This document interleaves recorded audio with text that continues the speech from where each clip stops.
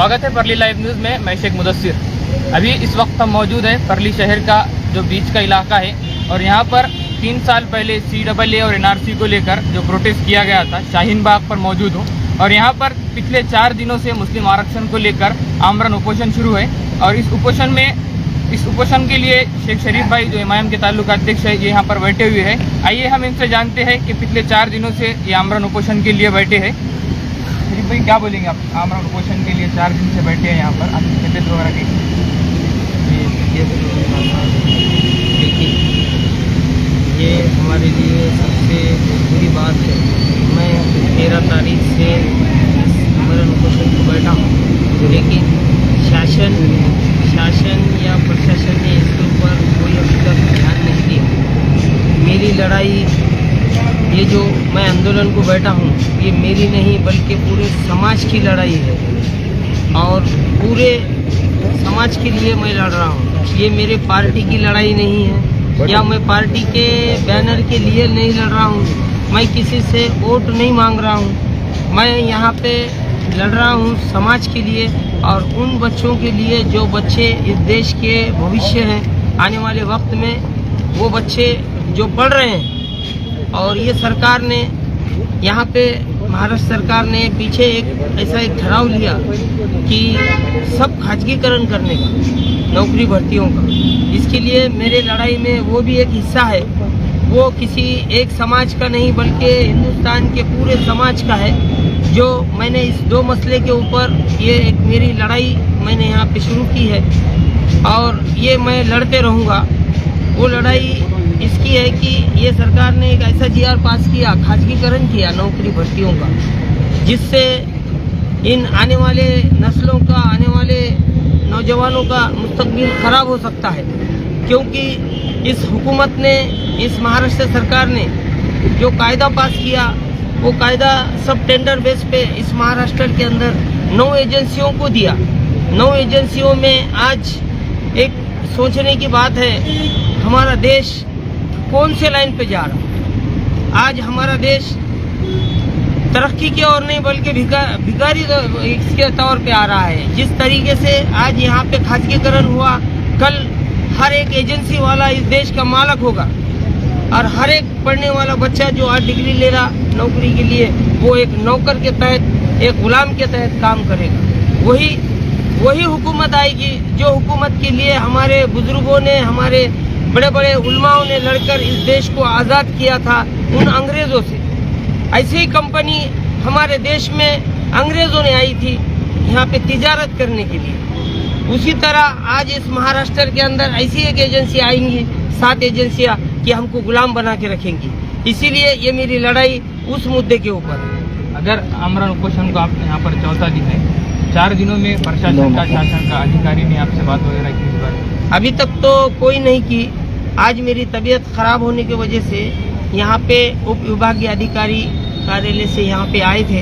हमने हॉस्पिटल पे फ़ोन करने के लिए कहा था, लेकिन एक बुरी और शर्म की बात है कि हमने तो कॉल करने के बाद डॉक्टरों ने उठाया नहीं, लेकिन तहसीलदार और उप जिला अधिकारी ने, ऐसे अधिकारियों ने भी फ़ोन लगाने के बाद इस जिला उप रुग्णालय के डॉक्टरों ने, यहाँ के डीनों ने उसको भी आने के लिए कम से कम 1.5 घंटा लगाया, जबकि मेरी बीपी बढ़ी हुई है। अभी 4 दिनों से आप यहाँ पर आमरण उपोषण कर रहे हैं। अगर आगे भी कुछ दिनों बाद अगर आमरण उपोषण को लेकर सरकार का इसको दखल नहीं लेती है तो आप क्या ही करेंगे? मैं लड़ता रहूँगा और इंशाअल्लाह सबकी दुआ है मेरे साथ, सबका साथ है।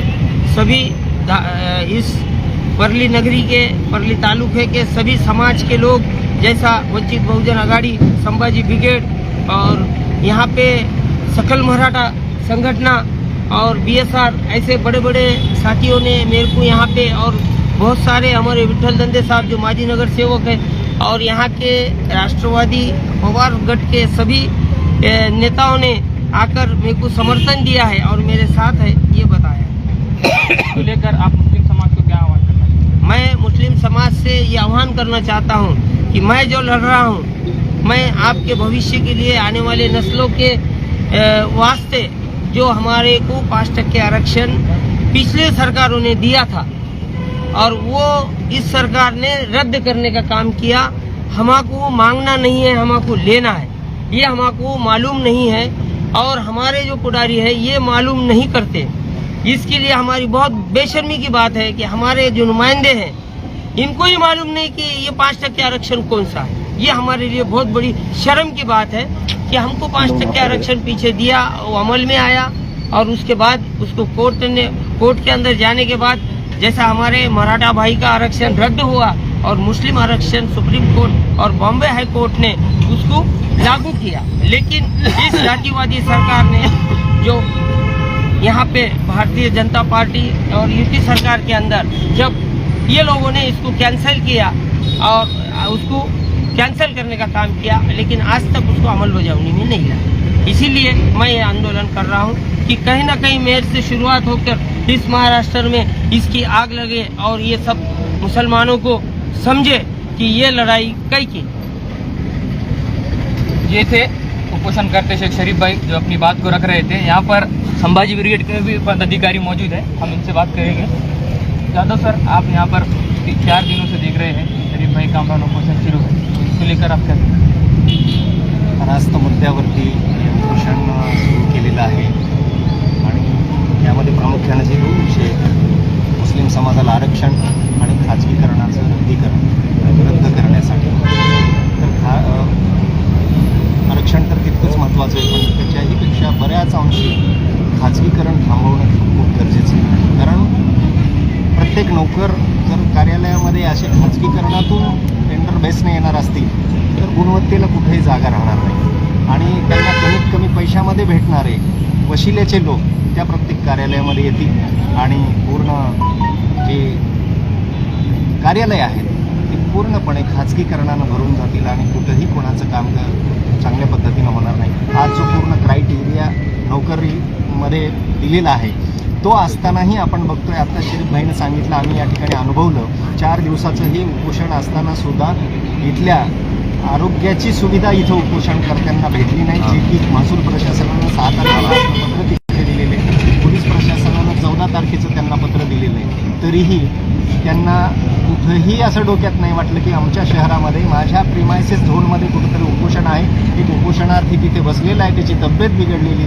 BP वाढलेला आहे।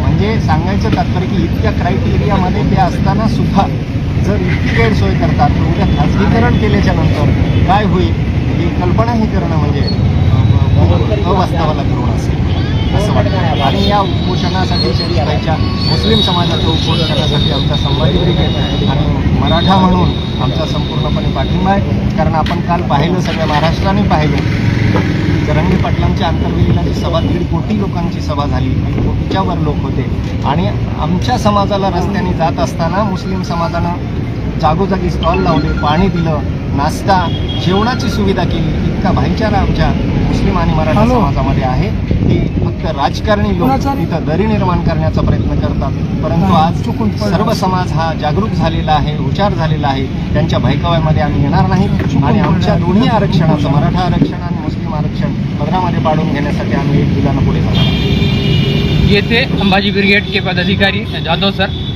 मैं शेख मुदस्सिर, बर्ली लाइव न्यूज़।